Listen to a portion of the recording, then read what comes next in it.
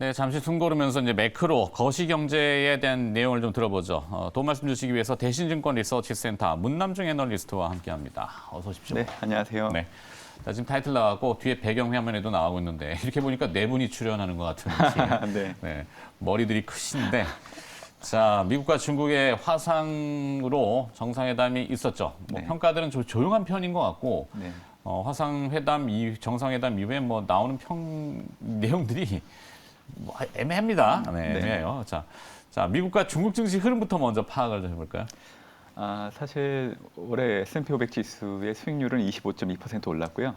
중국 상해 종합 지수는 1.9% 정도 올랐기 때문에 사실 양국 간의 관계를 이 증시 성과로만 놓고 본다고 하면 올해는 이제 미국 측의 승리라고 좀 얘기를 할 수 있습니다. 네.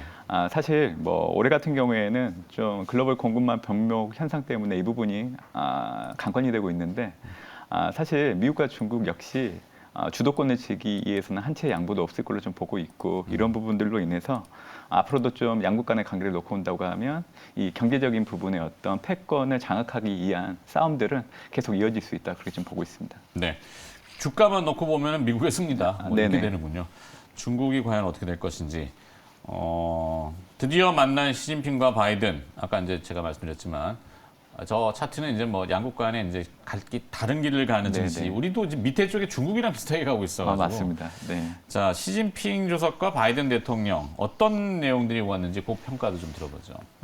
사실 뭐 미지근했다고 좀 볼 수도 있을 것 같아요. 네. 사실 성과를 놓고 본다고 하면 양국 간의 갈등을 피해야 한다는 공감대를 형성했다는 부분들은 좀 긍정적으로 좀 생각할 수 있는데 쟁점이 될 수 있는 사안인 대만 문제 관련해서는 중국이 상당히 강경하게 나오고 있는 입장입니다. 네. 이게 대만의 불멸 세력들이 만약에 내를 라인을 넣게 된다고 하면 극단적인 상황까지 조치하겠다고 얘기하는 것 자체는 어떻게 보면 이제 그 전쟁까지 염두에 두고 무력 도발까지 생각을 하고 있다는 것을 피력했기 때문에 사실 이 부분은 좀 양국 간의 생각들이 좀 컸다는 것을 좀 보실 수 있을 것 같고요.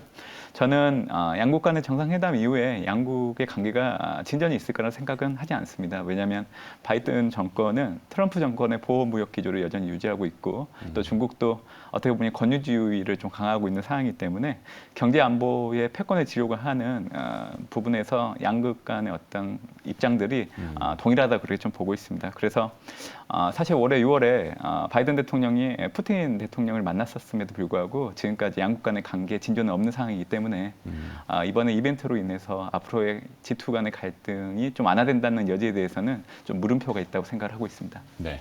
자, 이 미국의 패권을 끊임없이 도전하는 뭐 중국, 대등한 입장이라고 해야 될지는 잘 모르겠습니다만 빅2라고 하니까 중국이 미국의 GDP 경제 규모를 이미 추월했다고요?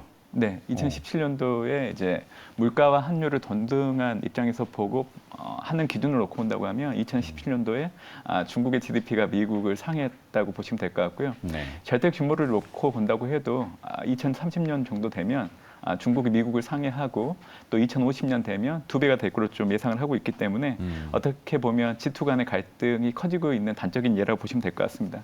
그리고 올해 같은 경우에는 중국의 금융시장 개방이 확연하게 나타나고 있는데 중국 국채가 JP모건이나 블룸버그 바클레이즈 지수 그리고 이제 10월부터는 또 글로벌 채권 지수에 편입되는 것들이 나타나기 때문에 네. 사실 금융시장에서의 중국의 영향이 커지는 부분들이 있고요. 이하나 같은 경우에는 2016년도 기준 놓고 본다고 하면 전 세계 애완보유고에서 차지하는 비중이 1.1% 정도밖에 안 됐고 지난해 같은 경우에는 2.1% 정도까지 올라왔었는데 네. 앞으로 이 비중이 7%대까지 올라온다고 하니까 이 3대 통화로서의 포지션을 구축할 걸로 예상을 하고 있습니다. 네. 자, 어떻게 보면 신냉전 시대라는 평가들도 합니다. 힘 대 힘으로 지금 계속 대립하고 있고 거기에 이제 부가적인 것이지만 공급망이 교란되는. 네. 그러니까 중국에서 뭔가 하니까 미국의 휴지도 없어지고 막 이런 거잖아요. 네, 네. 뭐 극단적인 표현이긴 합니다만 이러면서 이제 편가르기를 나서고 있는데 오늘 아침에 등장한 뉴스 중에 이제 SK 하이닉스 중국 공장 개량이 미국의 반대로 무산될 가능성이 있다라고 지금 로이터에서 타전을 했습니다. 네. 우리 편에 서라 이거 아니겠습니까? 맞습니다. 네. 요거는 어떻게 좀 파악을 해야 되는지. 사실 미국은 동맹국을 중심으로 공급망 구축을 이제 진행을 할 겁니다. 그렇게 된다고 하면 중국 측 입장에서도 이를 가만히 두고 보진 않을 걸로 좀 보고 있기 때문에 최대한 미국의 공급망 구축을 최대한 늦출 수 있는 수단들을 많이 활용할 걸로 좀 보고 있는데요. 네. 그 대표적인 애가 미국의 우방들에게 경제적인 위협을 가하는 거죠. 그래서 한국의 요소수 대란도 놓고 본다고 하면 사실 중국과 미국의 우방이었던 호주 간의 갈등이 발단의 원인이 됐지만 결국에는 중국으로부터 요소를 많이 수입하고 있는 인도 그리고 한국이 지금 피해를 보고 있는 겁니다. 인도 같은 경우에는 이제 비료로 많이 사용을 하고 있고 한국 같은 경우에는 이 디젤, 배기가스 시스템에 들어가는 요소수로 활용되고 있는 상황이기 때문에 사실 G2 간의 갈등들이 단적으로 지금 한국에서 영향을 주고 있는 상황이라고 보시면 될 것 같습니다. 네, 제조업 기반이기 때문에 더 그런데 하여튼 중간에 끼잖아요, 항상. 네네. 국내 그러면 증시에는 어떤 영향을 주고 있는데 사실 지금 코스피가 보면은 굉장히 무겁습니다. 그러다 보니까 시장의 관심이 극단적으로 이제 가상이라고 하는 메타버스 네, 네. 이쪽에 열광을 하는데 국내 증시에 대한 이런 부담감은 좀 있겠죠, 아무래도? 그렇죠. 아무래도 이제 G2 간의 문제가 장기적인 흐름으로 갈 수밖에 없는 상황이긴 하지만 단적으로 지금 현재 호주와 중국 간의 갈등들이 지금 한국을 포함한 인도 이런 아시아 쪽의 국가들에 영향을 주고 있는 걸 보면 네. 이게 경제적인 어떤 효익 문제로 끝나는 게 아니라 증시에도 좀 부담이 될 수 있다 그렇게 좀 보고 있습니다. 그래서 국내 증시 역시 하반기 들어서 미국 간의 디커플링이 확연하게 나타나고 있는 상황인데 사실 이거를 정치적인 문제로 좀 풀어놓고 온다고 하면 결국 한국이 미국의 우방이기 때문에 이제 중국 입장에서도 어떤 경제적인 위협으로서 뭐 여러 가지 이제 이 수출과 관련된 부분들에서 노이즈를 일으킬 수 있는 부분들은 분명히 있기 때문에 이 부분이 좀 반영되고 있지 않나라는 생각을 해보고 있고요. 아마 올해 연말까지 놓고 온다고 하면 사실 한국 증시의 흐름들이 미국 증시처럼 우상향하는 모습으로 가긴 좀 어렵다고 그렇게 좀 보고 있습니다. 그래서 네.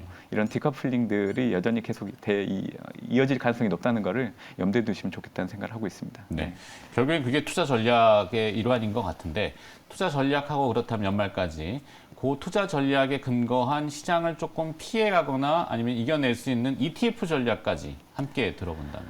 사실 연말까지 놓고 온다고 하면 미국 증시를 먼저 얘기 드리면요 계속 올라갈 여지가 있다고 봅니다. 왜냐하면 11월 하반기에 그 휴먼 인프라 투자 법안 통과가 예정되고 있는 부분들, 네. 또 시장이 원하는 차기 연준 의장 지명도 있을 걸로 좀 보고 있기 때문에 이런 부분들이 모멘텀이 될 것 같고 또 12월까지는 미국의 연말 쇼핑 시즌에 대한 기대감이 있어서 그렇죠. 사실 미국은 정책 장세에 기반해서 계속 올라갈 수 있다 그렇게 좀 보고 있습니다.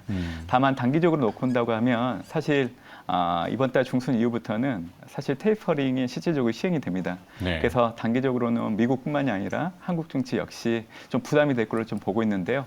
과거 2014년도 1월 테이퍼링이 시행됐을 때 그 S&P 500 지수가 마이너스 3.6% 하락을 하고 신흥국 같은 경우에는 6.7% 하락을 했기 때문에 아마 이번 달 하반월에는 좀 일시적인 충격은 불가피하다 그렇게 좀 보고 있습니다. 그렇지만 단기적인 영향을 그칠 걸로 좀 보고 있기 때문에 좀 매수 기회로 좀 삼으시면 좋을 것 같고요. 네. 저는 여전히 이 투자를 할 때 시장을 따라가는 대표 지수를 투자하는 게 좋다고 보고 있습니다. 그래서 S&P 500 지수를 추종하는 ETF이거나 네. 아니면 좀 시기열이 길 수는 있는데 사실 중기적인 관점에서 메타버스, 전기차, 우주항공과 관련된 ETF들은 꾸준히 사 모아야 된다 생각을 하고 있기 때문에 가격이 조정을 보일 때마다 이제 비중을 확대하는 전략들이 유효하지 않을까 생각을 하고 있습니다. 네, 시장의 주인공들의 중심에서 벗어나지 말고 네. 하여튼 미국 쪽이 강하다 보니까 미국에 상장되어 있는 ETF, 국내에서도 거래가 되죠. 네, 지금 현재 일부 상품들은 좀 런칭이 돼 있기 때문에 네. 뭐 이용할 수 있는 부분들은 분명 있지만 그래도 이제 뭐 총자산이나 거래량을 놓고 봤을 때는 단연 미국 상장 ETF들이 좀 유리한 측면이 있다고 말씀드리고 싶습니다. 좋습니다. S&P 500 지수 ETF, 메타버스 ETF, 전기차, 우주항공 ETF 이런 것들을 찾아가지고 투자 포트폴리오를 구성하면은 시장을 좀 이기는 데 도움이 되겠다. 이렇게 정리해 주셨습니다. 자, 애널리스트 코너였고요. 대신증권 리서치 센터 문남중 애널리스트가 수고를 또 해주셨네요. 고맙습니다. 네, 감사합니다.